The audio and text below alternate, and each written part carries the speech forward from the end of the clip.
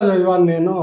Sex and music is universal. అంటే రతి మరియు సంగీతము ఇవన్నీ కూడా విశ్వవ్యాప్తంగా ఉన్నాయి అనేటువంటి అర్థం. యాక్చువల్గా దీని గురించి నేను కొంచెం విశ్లేషిస్తాను. అయితే ఈ అభిప్రాయాలన్నీ కూడా నేను చదివినటువంటి పుస్తకాలలో నుంచి సేకరించినటువంటి సమాచారం ఆధారంగా చెప్తున్నాయి. ఇవి నా సొంత అభిప్రాయాలు మాత్రం కావు.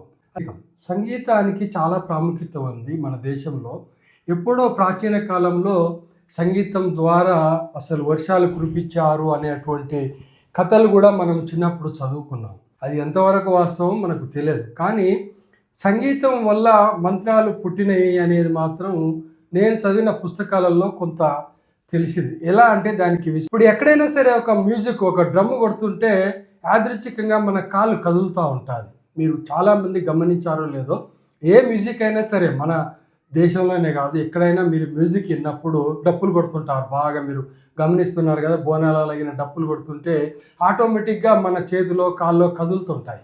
అంటే ఆ మ్యూజిక్కు అనుగుణంగా మన కదలికలు వస్తున్నాయని అర్థం. దీని బేస్గా ఒకప్పుడు పూర్వకాలంలో ఋషులు వాళ్ళ ఈ సంగీత జ్ఞానాన్ని, అంటే ఏ విధంగా అయితే ఒక సంగీత ధ్వనికి మన కాళ్ళు చేతులు కదులుతున్నాయో, వాళ్ళు కొన్ని సాధనల ద్వారా ఇంకొక మనిషిని వాళ్ళ ఆధీనంలోకి తెచ్చుకునే వాళ్ళు అనేది పుస్తకాలలో రాసినటువంటి సత్యం. అంటే ఇక్కడ సైన్స్ కూడా కొంచెం మేళవించి వాళ్ళు ఇప్పుడు ఏదైనా ఒక వ్యక్తిని, ఎదుటి వ్యక్తిని వాళ్ళు లొంగ తీసుకోవాలనుకున్నప్పుడు, అంటే వాళ్ళు చెప్పినట్టుగా ఎదుటి వ్యక్తి వినాలి అనేటట్టు చేయాలనుకున్నప్పుడు వాళ్ళ మంత్రశక్తి ద్వారా ఖచ్చితంగా వాళ్ళ దగ్గర నుంచి ఏదైనా ఒక వస్తువు సేకరించేవాళ్ళు. అంటే వెంట్రుకనో, పాత బట్టలో, పుస్తకాలలో రాసింది చెప్తున్నాను, దీన్ని నమ్మమని మేము చెప్పడం లేదు.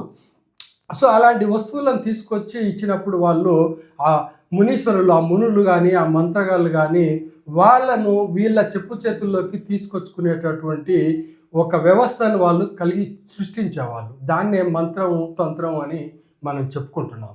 అంటే దీనికి బేస్ ఎక్కడి నుంచి వచ్చింది అంటే సంగీతం నుంచి వచ్చింది. సంగీతంలో ఏ విధంగా అయితే దానికి అనుగుణంగా మనం అడుగులు కదిలిస్తామో, అదేవిధంగా ఒక మంత్రగాడు వాళ్ళ యొక్క మంత్రశక్తితోటి ఎదుటి వాళ్ళను వాళ్ళు చెప్పినట్టుగా చేసేటట్లు చేయగలిగే వాళ్ళు అనేది పుస్తకాలలో చెప్పినటువంటి విషయం.